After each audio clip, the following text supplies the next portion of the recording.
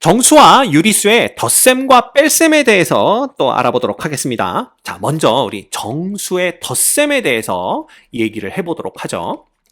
이 정수의 덧셈은요, 선생님 어렸을 적에 전자오락, 지금은 게임이라고 하는데 그때는 오락이라고 그랬습니다. 그죠? 전자오락 중에 갤러그라는 게 있었어요. 그게 뭐냐 하면 비행기를 움직이면서 상대방 비행기를 이렇게 격추시키는 게임이었는데, 지금은 게임이 무지하게 발달했지만 그 당시에는 이 비행기가 좌우로밖에 움직이질 않았습니다. 뭐 상하로 움직이는 건 꿈도 못 꾸던 시절이에요. 그래서 좌우로만 왔다 갔다 움직이면서 미사일들을 피하고 내가 미사일을 쏴서 상대방 비행기를 격추시키는 뭐 그런 게임이었는데, 그때 사용되는 그 키가 오른쪽 방향키와 왼쪽 방향키 두 개밖에 없었어요. 그죠? 그래서 오른쪽 방향키를 3번 누르면 비행기가 3칸 오른쪽으로 이동하고요. 왼쪽 방향키를 2번 누르면 왼쪽으로 2칸 이동하고 그랬었습니다. 그 기억이 나는데, 그거를 우리가 정수의 덧셈과 연결시켜서 한번 생각을 해보도록 하죠. 그래서 정수의 덧셈은요, 자, 여기 수직선이 있습니다. 그 다음에 수직선에 원점이 존재를 하겠죠? 그 다음에 이 원점을 중심으로 같은 간격으로 우리가 정수를 표현한다라고 말씀을 드렸습니다. 그래서 0에서 가까운 쪽부터 1, 2, 3, 4, 5로 표현을 하고요. 그 다음에 0에서 이렇게 0의 왼쪽에 똑같은 간격으로 점을 찍어서 또다시 가까운 쪽부터 마이너스 1, 마이너스 2, 마이너스 3, 마이너스 4, 마이너스 5 뭐 이렇게 표시를 한다고 말씀을 드렸죠. 자, 그때 이 갤러그에 등장하는 이 비행기가 처음에 원점에 있었다라고 한번 생각을 해보자라는 겁니다. 그래서 처음에 이 비행기의 위치가 여기였다라는 겁니다. 이렇게. 그죠? 그런데 제가 아까 뭐라고 말씀드렸냐면 이 비행기를 움직이려면 오른쪽 방향키, 왼쪽 방향키를 눌러야 된다고 그랬어요. 그래가지고 예를 들어 오른쪽 방향키 3번 누른 것을 우리가 555라고 표시를 해보죠. 그 다음에 이 다음에 다시 오른쪽을 2번 누른 겁니다. 자, 이렇게 되면 비행기의 위치가 어디에 있겠냐, 이걸 우리가 생각해 볼 수가 있는 거죠.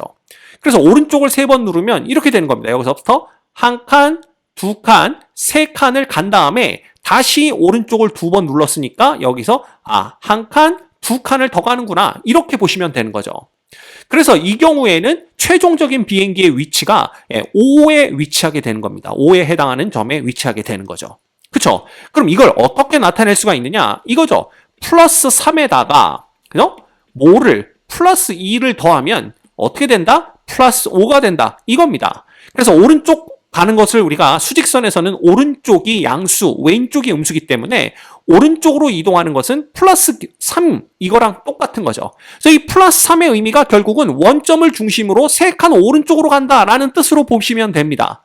근데 거기에서 다시 오른쪽으로 2칸을 더 가라 라는 뜻이 되는 거죠. 그래서 오른쪽으로 2칸을 더 가면 최종적인 위치는 원점으로부터 5칸 오른쪽이다 라는 걸 나타내는 겁니다.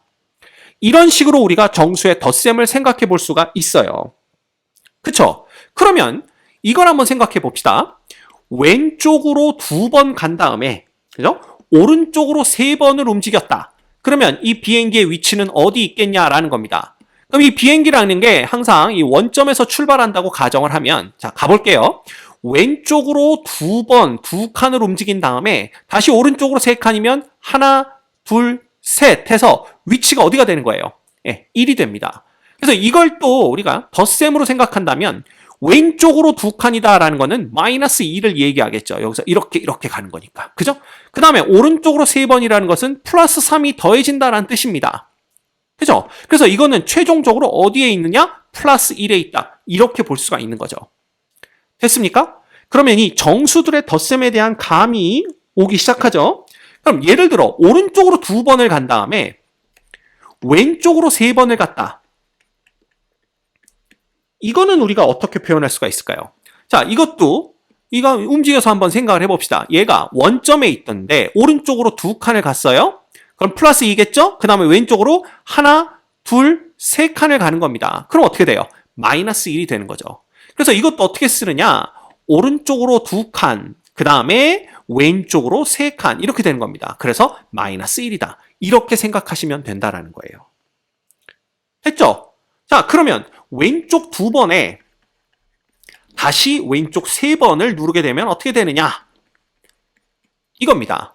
자, 그러면 얘도 가보는 거죠. 이 왼쪽 두 번이란 얘기는 원점에서 출발했을 때 왼쪽으로 두 칸 움직이고 다시 왼쪽으로 세 칸 움직인다는 뜻이 됩니다. 그러면 결국은 마이너스 5에 위치하게 된다는 걸 알 수가 있죠. 그래서 이거 역시 마이너스 2에다가 마이너스 3을 더하면 마이너스 5가 되는구나 라는 걸 알 수가 있다는 겁니다. 이렇게 우리가 정수의 덧셈을 생각해 볼 수가 있어요. 그래서 정수의 덧셈은 마치 키보드의 방향키를 몇 번을 눌렀느냐라는 거고요. 이 더했다라는 것은 이 키보드의 방향키를 연속으로 누르는 걸 얘기합니다. 그래서 플러스 3, 오른쪽을 누르고 더하기 연속해서 눌렀다는 뜻입니다. 예, 오른쪽을 두 번 더 누른다. 이렇게 생각하시면 돼요. 그러면 간단하게 얘네들이 어디에 위치해 있는지를 우리가 쉽게 파악할 수가 있게 됩니다. 됐죠? 자, 그러면 이러한 룰을 가지고 우리가 연습을 한번 해보도록 하죠. 자, 그러면 이건 어떻게 될까요? 플러스 7에다가 플러스 4를 더한다라고 생각을 해봅시다. 그러면 자, 우리는 수직선에서 움직이면서 파악을 했었는데 이제 머릿속에 수직선을 생각해 보는 거예요. 그럼 이건 무슨 뜻입니까? 일단 오른쪽으로 7칸을 가고 계속해서 오른쪽으로 4칸을 더 가는 거죠. 그러면 결국은 오른쪽으로 11칸 가는 거랑 똑같다. 이렇게 되는 겁니다. 됐죠? 그 다음 마이너스 7 플러스 마이너스 4다. 이건 어떻게 될까요? 자, 머릿속에 그립니다. 왼쪽으로 마이너스 7칸을 간 다음에 계속해서 왼쪽으로 4칸을 더 가는 거죠. 결국 위치는 원점에서 왼쪽으로 11칸 되는 위치에 있다. 즉 마이너스 11이다 라는 걸 알 수가 있습니다. 간단하죠? 그 다음에 마이너스 7에다가 더하기 플러스 4를 하면 어떻게 될까라는 겁니다. 그래서 이걸 생각해 보면 제대로 그려야 되겠네요. 자, 플러스 4 이렇게 됩니다. 자, 생각을 하면 왼쪽으로 마이너스 7칸, 그러니까 왼쪽으로 7칸을 갔다가 오른쪽으로 4칸으로 온 거죠. 그럼 머릿속에서 그려지십니까? 원점을 기준으로 왼쪽으로 3칸 간 위치, 3칸 간 점에 위치하게 됩니다. 그래서 결과는 마이너스 3 이렇게 되는 거죠. 됐죠? 그 다음 플러스 7에다가 더하기 마이너스 4를 하면 어떻게 될까요? 얘는 오른쪽으로 7칸을 움직인 후에 계속해서 왼쪽으로 4칸으로 움직인 겁니다. 그럼 결국 원점을 기준으로 오른쪽 3칸에 위치하게 되겠죠. 그래서 플러스 3이 답이 됩니다. 됐죠? 그래서 이거 이런 식이라면 우리가 머릿속에서 충분히 계산하는 게 가능한데 수직선을 그려서 가만 들여다봤더니 이게 재밌는 일이 있더라 이겁니다. 그 재밌는 일이 뭐냐 하면 여기 보세요. 여기가 플러스에다가 플러스를 더했어요. 플러스에다가 플러스를 더했더니 여기가 플러스가 되더라라는 겁니다. 그죠? 게다가 얘 보세요. 플러스 7의 절대값은 7입니다. 그 다음 플러스 4의 절대값은 4죠. 그럼 11은 뭐냐? 바로 얘의 절대값과 얘의 절대값을 더한 겁니다. 이건 자연수의 덧셈이니까 우리가 이미 배워서 알고 있는 거죠. 그래서 7에다 4를 더했더니 11이다 라는 게 되는 거예요. 그쵸? 그리고 여기 보세요. 마이너스를 봤더니 이건 색깔을 바꿔볼까요? 자, 여기도 부호가 마이너스고 여기도 마이너스입니다. 그래서 마이너스 2개를 더하면 그 결과도 마이너스가 돼요. 게다가 이 11은 어떻게 나온 11이냐? 마이너스 7의 절대값과 마이너스 4의 절대값인 7과 4를 더한 결과가 11이죠. 이걸 볼 수가 있습니다. 그래서 여러분들 이거를 어떻게 생각할 수가 있냐면요. 양수에다가 양수를 더한다. 양수를 그냥 이렇게 표현을 해볼게요. 그러면 결과의 부호도 양수가 되고요. 그 다음에 여기는 누가 붙게 되냐 하면 두 수의 절대값의 합이 붙게 됩니다. 이렇게 되는 거죠. 그죠?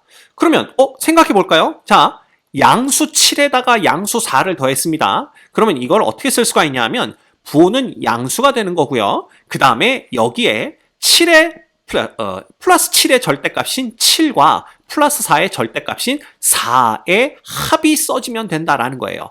그래서 결과는 플러스 11이다. 이렇게 보시면 됩니다. 이해되시죠?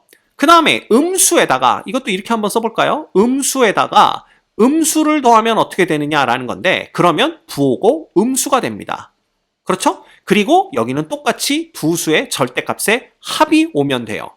그래서 얘도 어떻게 쓸 수가 있냐 하면 음수 7이죠. 마이너스 7에 마이너스 4가 더해지니까 부호는 마이너스로 결정해 주시면 되고요. 그 다음에 옆에는 마이너스 7의 절대값인 7과 마이너스 4의 절대값인 4가 더해진 게 오면 된다. 이렇게 되는 겁니다. 그래서 마이너스 11 이렇게 볼 수가 있는 거죠. 됐습니까? 자, 그 다음에 이렇게 부호가 서로 다른 두 수를 더할 때에는 어떻게 될 건가? 그걸 생각해 보면 돼요. 그래서 이런 경우에는 자, 플러스에다가 마이너스가 더해지거나, 그러니까 양수에다가 음수가 더해지거나, 혹은 음수에다가 양수가 더해지는 꼴입니다. 이런 경우에는 어떻게 되냐 하면요. 일단 부호를 뭐로 결정해야 될지 그걸 생각해야 되는데, 요 부호는요. 자, 이거 중요합니다. 여기서 두 수 중 절대값이 큰 수의 부호가 오게 됩니다. 그리고 나서 이 옆에는 누가 붙게 되냐 하면 두 수의 절대값의 차가 오게 되는 거예요. 이 차라는 게 뭔지 다 알고 있죠? 차라는 것은 큰 수에서 작은 수를 뺀 것을 의미합니다.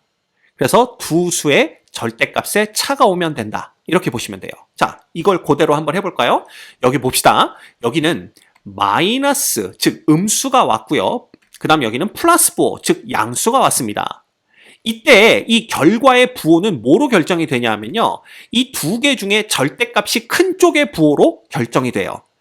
자, 마이너스 7의 절대값은 7이고요. 플러스 4의 절대값은 4입니다. 따라서 7과 4 중에 큰 쪽은 7이죠. 따라서 절대값이 큰 쪽의 부호인 마이너스가 여기 오게 된 거예요. 이해되십니까? 그럼 3은 어떻게 왔느냐? 3은 이 절대값 7과 이 수의 절대값 4의 차, 즉 큰 것에서 작은 걸 뺀 거, 이렇게 온 겁니다. 결과적으로 얘는요, 마이너스에 7에서 4를 뺀 게 답이 된다라는 걸 알 수가 있어요. 됐습니까? 이겁니다. 그럼 여기도 한번 볼까요? 여기는 플러스, 즉 양수인 7에다가 그 다음에 마이너스, 즉 음수인 4를 더했습니다. 그럼 이쪽의 부호는 어떻게 결정이 되느냐? 7의 절대값은, 플러스 7의 절대값은 7이고요. 마이너스 4의 절대값은 4입니다. 따라서 절대값이 큰 쪽의 부호로 결정이 됩니다. 그래서 여기가 플러스 3이 된 거예요. 그리고 이 옆에는 누가 오느냐? 바로 자 플러스에다가 두 수의 절대값 7과 4죠? 그 두 수의 차, 즉 큰 수에서 작은 거 뺀 거, 요게 오게 되는 겁니다. 그래서 여기는 마이너스 3이 결과가 되고요. 여기는 플러스 3이 결과가 되는 겁니다. 됐죠? 이거 굉장히 중요합니다. 그래서 여러분들 앞으로 요거는 머릿속에 꼭 갖고 계셔야 돼요. 그래서 처음에 제가 덧셈에 대해서 말씀을 드릴 때 그 게임에서 방향키를 몇 번을 눌렀는지를 수직선에서 이렇게 왔다 갔다 하면서 생각해보면 당연히 그렇게 된다라고 말씀드렸지만 그거를 항상 생각할 수 없을 때에는 요걸 생각하시면 됩니다. 그죠? 그래서 같은 부호의 두 수를 더할 때에는 부호는 그 동일한 부호로 선택하시면 되고요. 그 다음 옆에는 두 수의 절대값의 합을 써주시면 되고 부호가 다른 두 수를 더할 때에는 절대값이 큰 쪽의 부호를 여기다 써주시고 그 다음에 두 수의 절대값의 차를 여기에 써주시면 됩니다. 이게 바로 정수의 덧셈이에요.